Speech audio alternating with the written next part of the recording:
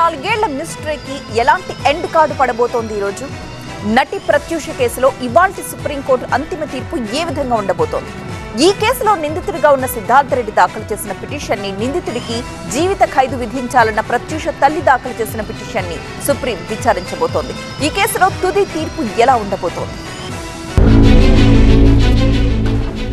అందాల చిరునవ్వు దివికేగి 2 దశాబ్దాలు గడిచిపోయాయి. కానీ 16 తెలంగాణ బిడ్డగా ఇప్పటికీ అందరి యాదిలో సజీవంగానే ఉంది ప్రత్యూష.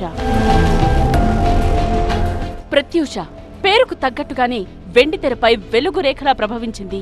అందం, అభినయంతో వర్ధమాన తారగా అందరి మన్ననలు పొందింది. అంది వచ్చిన అవకాశాలను సద్వినియోగం చేసుకుంటూ వచ్చిన ప్రతి పాత్రలో ఒదిగిపోతూ కూతురిగా, చెల్లెలుగా నటనతో ఆకట్టుకుంది. ఒక్కో మెట్టు ఎదుగుతూ ఇటు తెలుగులో అటు తమిళంలో హీరోయిన్ గా రాణించింది ప్రత్యూష. అందమైన చిరునవ్వు, చక్కని అభినయంతో తెలుగు ప్రేక్షకులకు ప్రత్యూష ఎంతగా దగ్గరయ్యారంటే ఒక సినిమాలో ఆమె చనిపోవడం చూసి ప్రతి ఒక్కరూ చలించిపోయేంతగా. నిజాన్ని కళ్లకు కట్టిన ఆ పాట వింటే గుండె తరుక్కుపోతోంది. నిజ జీవితంలోనూ అలాంటి దారుణానికే ప్రత్యూష బలైపోయిందనే ఆరోపణలు వెల్లువెత్తాయి. తారా జువ్వల సినీ లోకంలో దూసుకెడుతున్న టైంలో 2002 ఫిబ్రవరి 23న ప్రత్యూష అనుమానాస్పద మరణం అప్పట్లో పెను సంచలనంగా మారింది.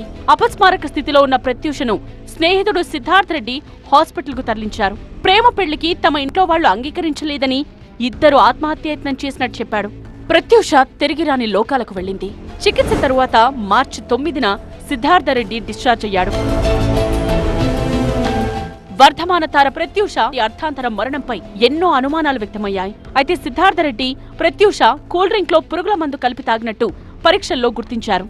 ఆర్గానోఫాస్ఫైడ్ కారణంగా ప్రత్యూష మరణించారని, ఊపిరాడకుండా చేయడం కానీ మరణానికి ముందు ఆమెపై లైంగిక దాడి జరగలేదని రాష్ట్ర ప్రభుత్వం నియమించిన 3 వైద్యుల బృందం నివేదిక ఇచ్చింది.